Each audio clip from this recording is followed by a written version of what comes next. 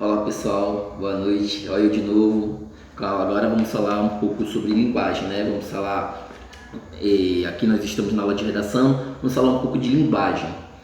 Nós já falamos sobre linguagem nas aulas de redação, já falamos, já batemos o papo, como a gente sempre faz, né? Na nossa sala, em semicírculo, e a gente dialogando, a gente batendo esse papo, vocês perguntando, né? Que aí fica muito mais interessante. Então, eu já perguntei, acho que se não me engano, a Maria Vitória, ou Feia Zangado, eu perguntei sobre como se fazer para se comunicar, né? Porque nós precisamos da comunicação, como já foi dito no vídeo anterior, na aula de português, a comunicação é imprescindível para a nossa sobrevivência. Nós nos comunicamos por vários motivos, nós nos comunicamos para nos informar, nós nos comunicamos para chegar a algum lugar, né? Nós nos comunicamos para passar o conhecimento, ou mesmo para interagir, né, para demonstrar nossos sentimentos, enfim, nós nos comunicamos, precisamos dessa comunicação. E na sua grande maioria, essa comunicação ela é feita através da linguagem. Aliás, na sua grande maioria não, a comunicação é feita através da linguagem, porque a linguagem é um processo muito mais amplo do que a língua.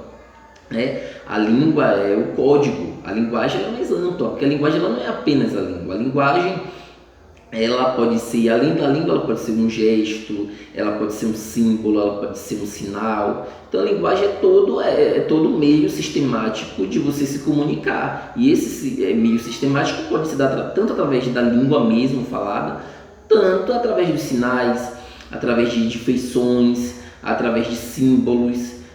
Então isso é linguagem, é todo um processo, todo um mecanismo de comunicação é linguagem. Se eu crio, por exemplo, no computador, por exemplo, aquela linguagem, né, que eu não entendo, que quando a gente, por exemplo, vai fazer um logof ou algo no computador, aí aparece aquelas imagens, aquelas linguagens, aquelas letras que a gente não entende, eu particularmente não entendo, mas aquilo é uma linguagem. Uma pessoa que estudou e que sabe sobre técnica de formagem, que estudou linguagem digital, linguagem de computador, a pessoa vai saber que aquilo é uma linguagem, aquilo é um código, certo? Então aquilo é um código, aquilo é um código que possibilita uma comunicação entre ele e o procedimento que ele tem que fazer. Então isso é linguagem. Da mesma forma a gente tem o nosso procedimento, da mesma forma nós temos a língua, nós temos outras formas de nos comunicar. Por exemplo, quando a gente não quer que alguém saiba o que a gente está falando, o que a gente faz? A gente faz gestos, né? A gente aponta para alguma coisa. Então, quando a gente, nosso comportamento, nosso posicionamento é uma linguagem. Então, a linguagem é isso, a nossa forma de interagir com o mundo é a linguagem. A gente não importa se eu estou falando inglês, se eu estou falando em português, se eu não falo nada, mas que esse nada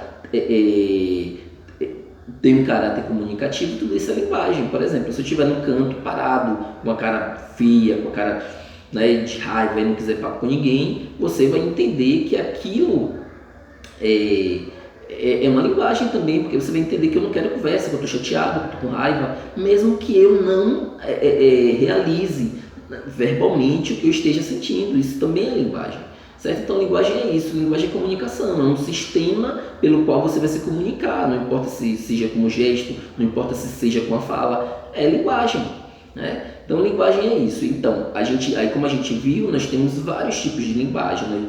Dentre elas nós temos a linguagem verbal e a linguagem não verbal. A linguagem verbal é nada mais do que a externalização por forma de escrita, por forma de fala. Então, se eu estou falando, se eu estou escrevendo, é uma linguagem verbal. Agora, por exemplo, na arte rupestre que a gente viu lá na aula de português, é uma linguagem não verbal. Até, por exemplo, quando você me faz uma pergunta, eu me recuso a responder, aquilo também é uma linguagem. E é uma linguagem não verbal, porque você entendeu, você se comunicou, a comunicação foi estabelecida, mas eu não realizei nada verbalmente. Então é uma linguagem não verbal. A imagem de Mona Lisa, por exemplo, é uma linguagem. Aquele quadro de Mona Lisa é uma linguagem não verbal. Alguns jornais, por exemplo, não colocam não colocam frases, mas colocam só apenas uma imagem na capa. Aquilo também é uma linguagem não verbal. E a gente tem também a mistura da imagem com a realização escrita, com a realização verbal. Aí a gente tem a linguagem mista ou a linguagem híbrida. Na capa de jornal, como eu acabei de dar o exemplo, às vezes você só tem a escrita, às vezes você só tem só a imagem, mas na grande maioria das vezes você tem imagem e escrita. Aquilo nós temos uma linguagem híbrida ou a linguagem mista, que é quando você faz a junção da linguagem verbal e da linguagem não verbal, certo? Então, isso é a linguagem, independente de como você se comunique, esse código, esses sinais, é a linguagem. Então, e aí eu vou falar um pouco sobre código, o que é o código. O código justamente é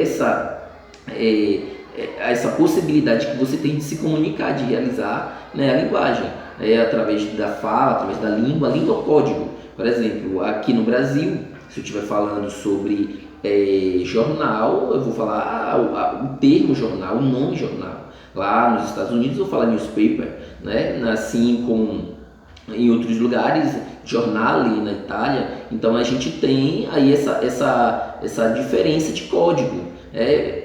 Assim como uma pessoa que não realiza a fala, mas ela usa, por exemplo, se refere ao termo jornal através de linguagem brasileira de sinais, que também é um código, que também é uma linguagem. Então a linguagem é muito mais ampla do que a língua, porque a língua é apenas uma modalidade da linguagem. A linguagem é muito mais ampla. A linguagem pode ser, além da língua, pode ser sinais, pode ser códigos, pode ser uma imagem, uma imagem de trânsito, uma imagem do aeroporto, sinal, aqueles rapazes que ficam na estrada ou no aeroporto fazendo aquele sinal com aquelas bandeirinhas indicando onde é que os carros, o avião tem que pousar, tem que passar. Aquilo é uma linguagem também, porque é um sinal, é um código. Entendeu o que é a linguagem? Entendeu o que é o código? Certo? O código ele faz parte da linguagem, assim como a língua também faz parte da linguagem. Os sinais eles fazem parte da linguagem também. Certo? Se estabelece comunicação entre mais de uma pessoa, você tem a linguagem. E a linguagem ela vai apresentar o locutor, o locutário. Então, por exemplo, o locutor, nesse caso sou eu. Nós temos aqui os interlocutores, eu e vocês, que estão aí do outro lado assistindo ao vídeo. Eu sou o locutor porque eu estou falando, e o locutário é aquele que está ouvindo. Locutor é aquele que fala, e o locutário é aquele que ouve. Nós, além do locutor e do locutário, do código, que são os sinais, nós temos também o canal. O canal é o meio em que essa comunicação está sendo estabelecida. Por exemplo, eu estou aqui através da voz, através do celular, através de vídeo. Esse é o canal. O canal é o YouTube, sei lá, o mensagem de WhatsApp, esse é o canal. E o suporte é o aparelho, é o lugar onde está a mensagem. Então, por exemplo, aqui o suporte ao canal é a fala. A fala, no caso, a fala é o canal.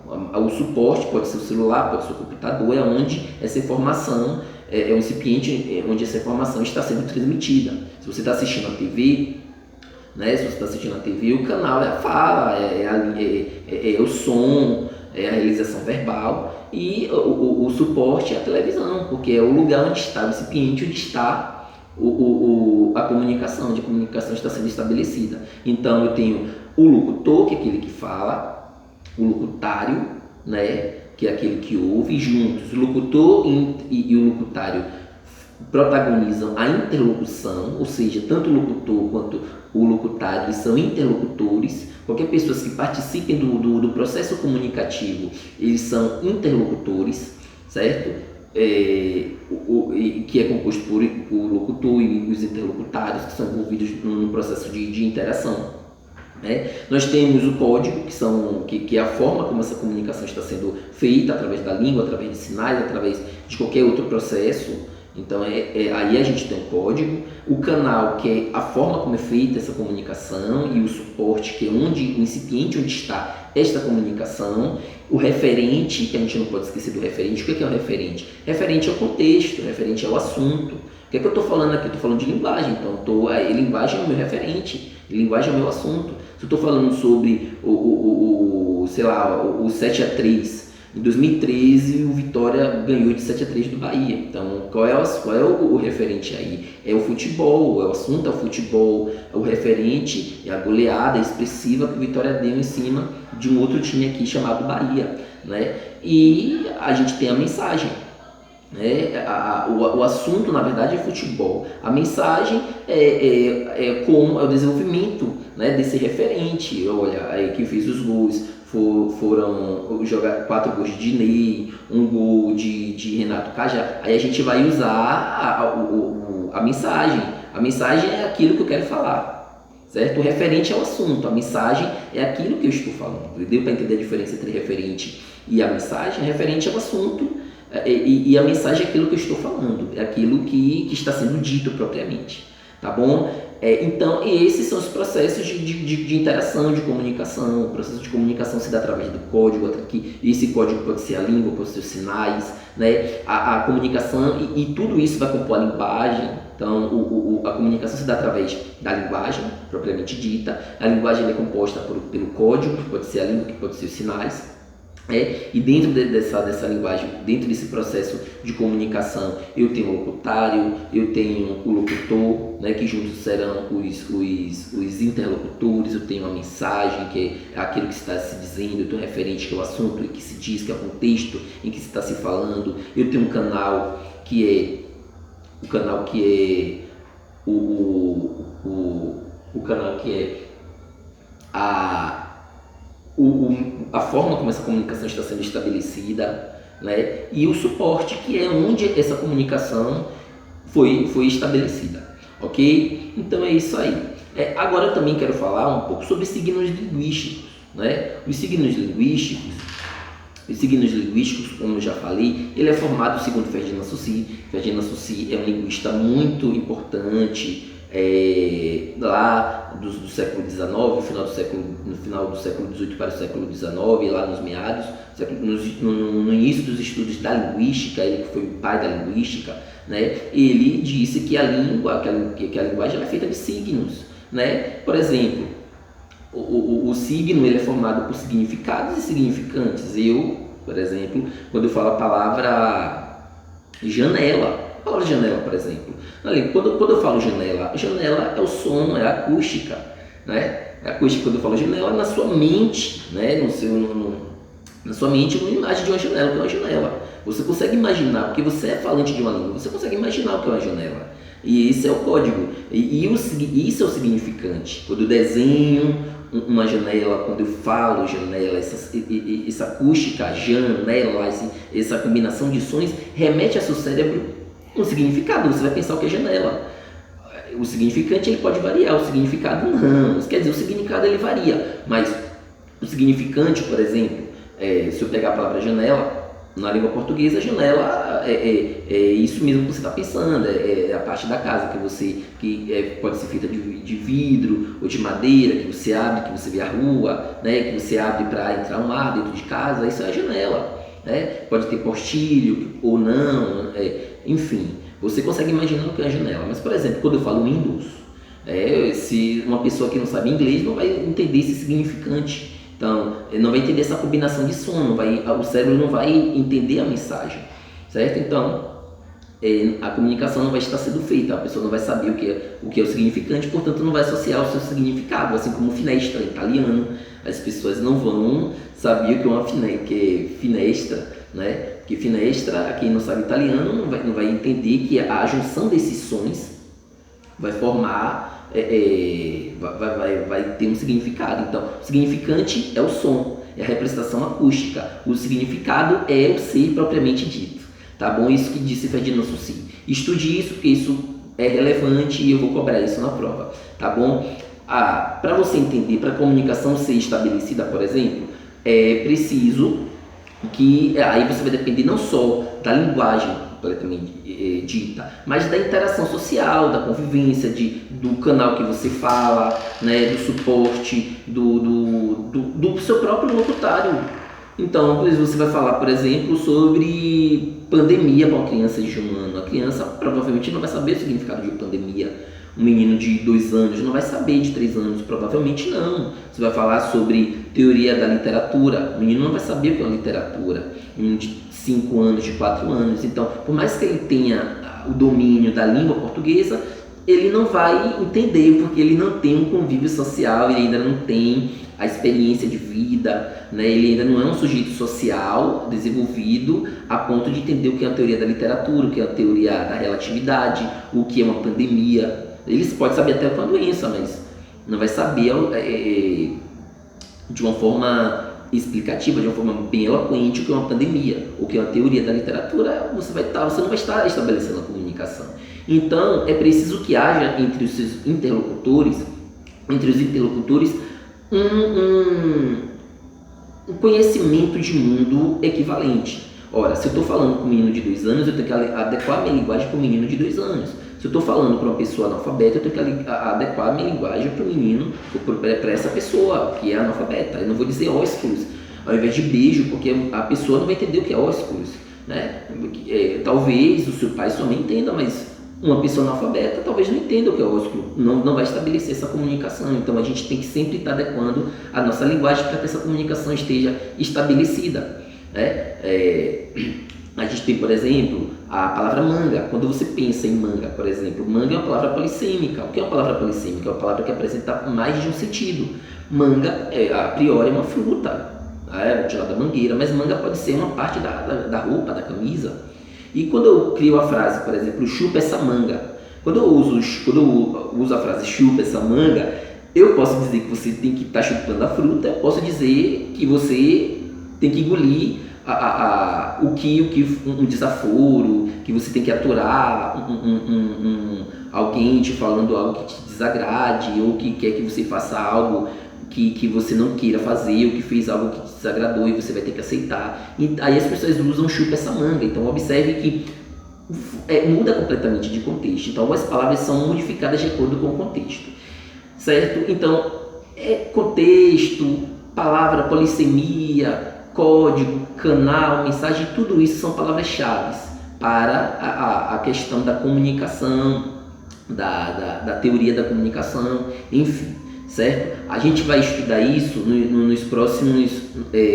nas próximas aulas, mas espero que vocês tenham aprendido, tenham relembrado. Eu vou passar uma atividade, eu gostaria que vocês fizessem aqui no módulo de vocês, se vocês tiverem, eu não sei se vocês têm, mas eu gostaria que vocês fizessem aqui as atividades da página do módulo 1, do capítulo 1, né, Linguagem e Humanidade.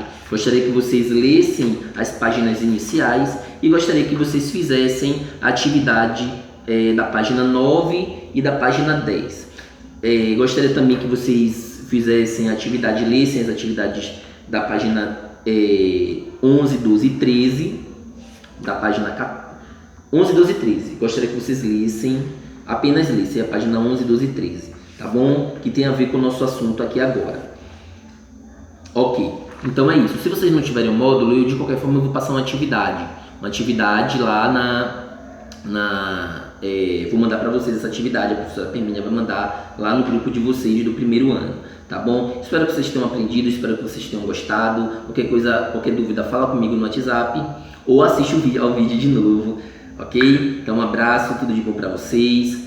Dessa vez eu não vou, eu só vou pedir para fazer exercício, não vou pedir para elaborar gênero textual, só foi uma aula teórica, tá bom? O que eu vou pedir é que vocês façam a atividade que eu vou passar, tá bom? Um abraço, tchau!